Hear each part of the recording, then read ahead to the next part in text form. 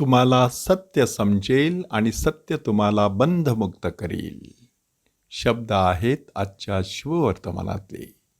ख्रिस्ताठाई माझ्या प्रिय बंधू भगिनींनो, 3 युवकांचे गीत हा एक अध्याय दानिएलच्या पुस्तकाला जोडण्यात आलेला आहे.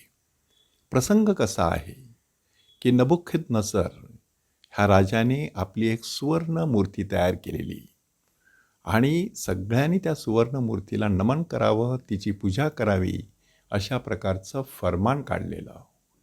परंतु शद्रक, मेशक आणि अबेदनगो ह्या तिघांनी त्या मूर्तीला नमन करण्याचं नाकारलं. म्हणून त्यांना मोठी शिक्षा करण्यात आली. तप्त अशा भट्टीमध्ये त्यांना फेकून देण्याचं फर्मान सोडण्यात आलं. आणि जेव्हा त्यांना तिथे पाठवण्यात आलं त्यावेळेला मात्र त्यांच्याबरोबर परमेश्वराचा एक देवदूतसुद्धा हजर झाला आणि ते 4ही जण त्या भट्टीमध्ये अगदी मनमोकळेपणाने स्वच्छंदपणे विहार करत होते.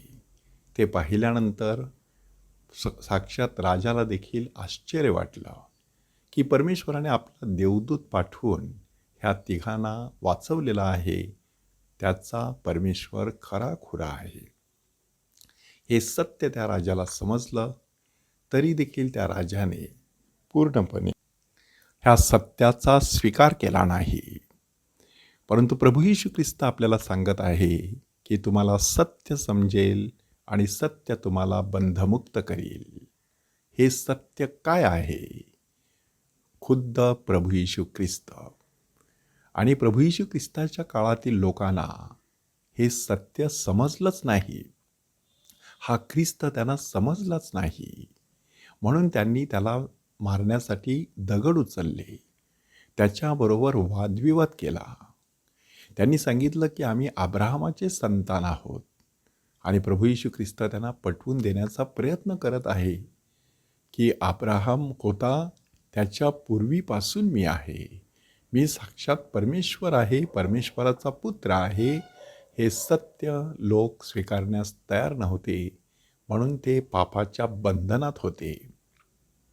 आणि हे पापाचं बंधन माणसाला परमेश्वराला ओळखण्यापासून रोखत असतं. ज्या व्यक्तीचे डोळे पापामुळे आंधळे असतात त्याला परमेश्वराचं दर्शन कधी घडत नाही.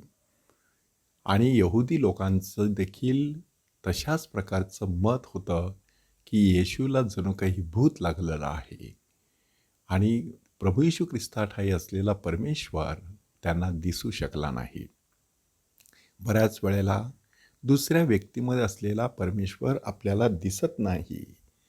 साध्या भोळ्या माणसांचं सोडा, एखादा नीतिमान माणूस, मदर तेरेसासारखी एखादी संत साध्वी स्त्री, तिला देखील लोकांनी आपल्या टीकेचं भक्ष्य बनविलं. कारण तिच्या ठाई असलेला परमेश्वर, त्या परमेश्वराचं रूप काही लोक पाहू शकले नाहीत. म्हणून आपण ह्या प्रायश्चित्त काळामध्ये शुद्ध हृदयाची देणगी मागूया. सत्याचा मनापासून शोध घेऊया.